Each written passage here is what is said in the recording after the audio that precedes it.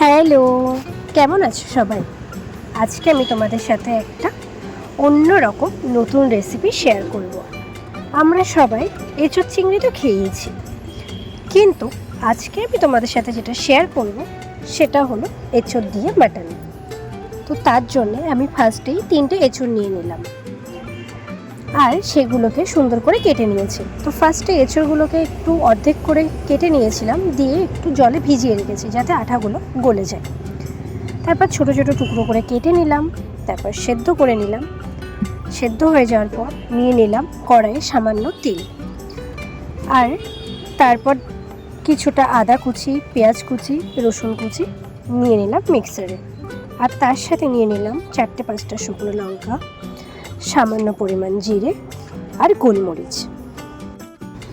এই সবগুলো একসাথে করে নিয়ে সামান্য পরিমাণ জল দিয়ে এগুলোকে পেস্ট করে নিলাম। এদিকে কড়াইয়ের তেলটা গরমও হয়ে গেছে। এবার ওই কড়াইয়ে দিয়ে দিলাম 2টো শুকনো লঙ্কা কুচি, সামান্য জিরে আর পেঁয়াজ ফোড়ন। পেঁয়াজটা সামান্য পরিমাণ লাল হয়ে গেলে দিয়ে দিলাম সেই আদা পেঁয়াজ রসুনের পেস্টটা। পেঁয়াজ আমি যতটা কুচিয়েছিলাম তার 3 ভাগের 1 ভাগ আমি পেঁয়াজটা পেস্ট করেছিলাম, আর বাকি 2 ভাগটা আমি এভাবে ভেজে নিচ্ছি। পুরোটা পেঁয়াজ আমি পেস্ট করিনি। ও হ্যাঁ, জিরেটা যখন দিয়েছিলাম তখন তার সাথে 2টো এলাচ আর একটা দারচিনিও তেলের মধ্যে ছেড়ে দিয়েছিলাম যাতে স্মেলটা খুব সুন্দর আসে।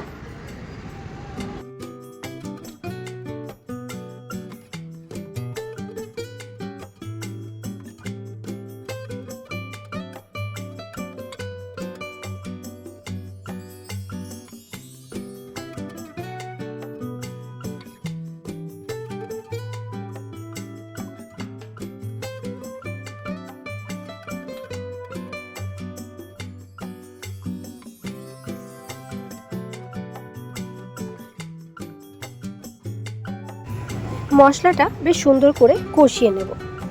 আর এবার 4-5টা কাঁচা লঙ্কা একটু মিক্সিতে ঘুরিয়ে নিয়েছিলাম।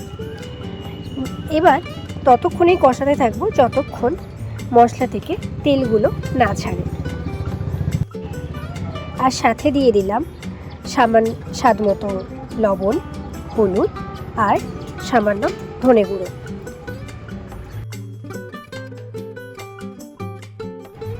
এগুলো দিয়ে আবারও সুন্দর করে কষাতে থাকবো। ওদিকে আমার এঁচোড়টা সেদ্ধ হয়েই গেছে। এবার এঁচোড়টাকে একটা ঝুড়িতে ঢেলে নিলাম, নিয়ে ওদিকে কিছুক্ষণ জলটা ঝরতে থাক আর এদিকে মশলাটাও আমি কষাই করতে থাকি। আর আরেকটা পাত্রে বেশ কিছুটা জল গরম করতে দিলাম।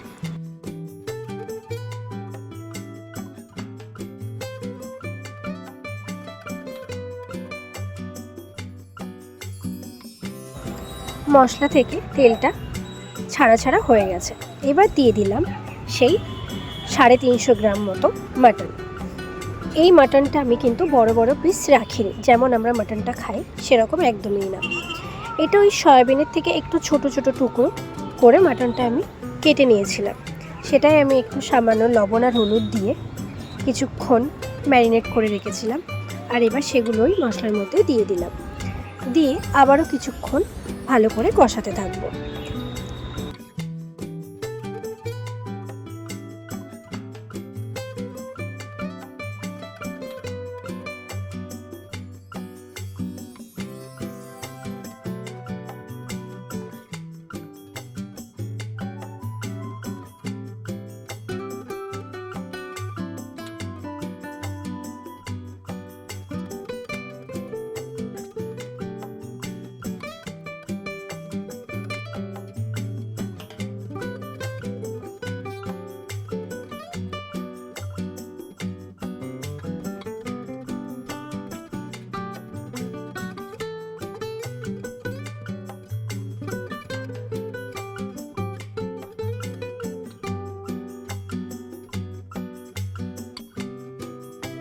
মাংসের সাথে মশলাটা বেশ সুন্দর করে কষিয়ে নিয়েছি। এবার দিয়ে দিলাম সেই সেদ্ধ করা এঁচোড়। আর আমি 2টো আলু সেদ্ধ করে নিয়েছিলাম, সেই আলুটাও দিয়ে আবারও ভালো করে কষাতে থাকবো।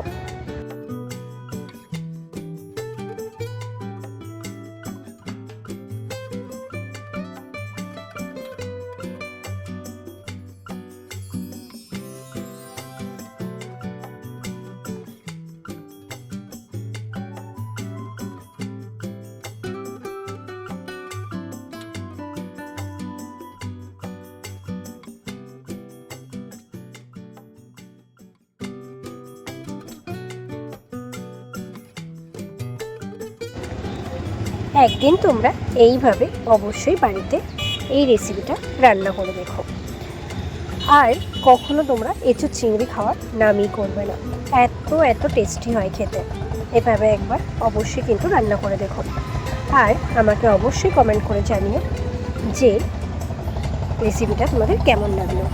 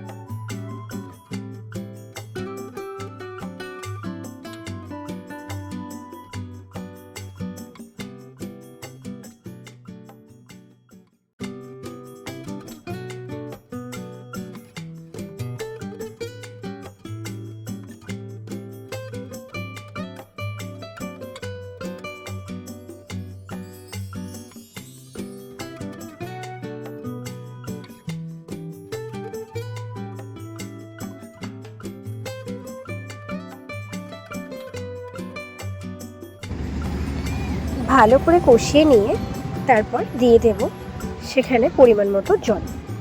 জলটা দেওয়া হয়ে গেলে এবার কিছুক্ষণ এটা ফুটতে থাকবে। তারপর নামানোর সময় দিয়ে দিলাম কিছুটা গরম মশলা, এলাচের একটা পেস্ট।